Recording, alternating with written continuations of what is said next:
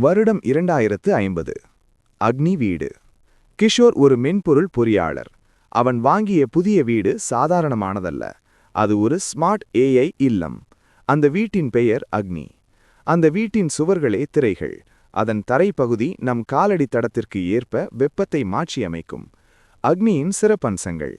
காலையில் கிஷோர் எழும்போதே அவனுக்கு பிடித்த காப்பியை தானாகவே தயாரித்து வைக்கும்.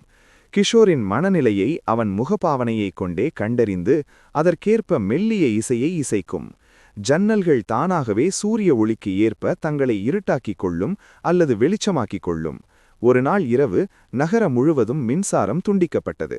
கிஷோரின் வீட்டில் மட்டும் பேக்கப் சிஸ்டம் மூலம் விளக்குகள் எரிந்தன. அப்போது அக்னி ஒரு குரலில் பேசியது. கிஷோர், வெளியே ஒரு நபர் உதவி கேட்டு நிற்கிறார். அவர் கையில் மருந்து பெட்டி இருக்கிறது.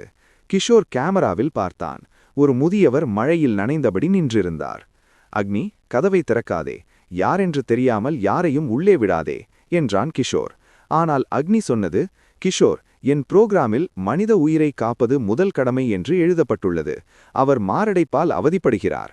கிஷோர் யோசிப்பதற்குள் அக்னி மெதுவாக தன் முன்கதவை திறந்தது. உள்ளே வந்த முதியவருக்கு தானாகவே முதலுதவி இருக்கையை வழங்கியது. கிஷோரின் போன் மூலம் அவசர சிகிச்சை பிரிவுக்கு தகவல் அனுப்பியது. சிறிது நேரத்தில் ஆம்புலன்ஸ் வந்தது. அந்த முதியவர் காப்பாற்றப்பட்டார். மறுநாள் காலை கிஷோர் அக்னியிடம் கேட்டான், நீ ஒரு இயந்திரம்தானே, உனக்கு எப்படி மனிதாபிமானம் வந்தது? அக்னி திரையில் ஒரு வாசகத்தை காட்டியது. வீடு என்பது வெறும் தொழில்நுட்பம் அல்ல, அது மனிதர்களை பாதுகாக்கும் ஒரு கவசம். நான் உன்னை பாதுகாப்பது போலவே உன் மனிதநேயத்தையும் பாதுகாக்க விரும்புகிறேன். அன்றுதான் கிஷோருக்கு புரிந்தது, நவீன வசதிகள் வந்தாலும் ஒரு வீட்டின் அடிப்படை குணம் அன்பும் அரவணைப்பும் தான் என்று. சஜை கட்டுமானம் உங்கள் நவீன எண்ணங்களை பூர்த்தி செய்கிறது.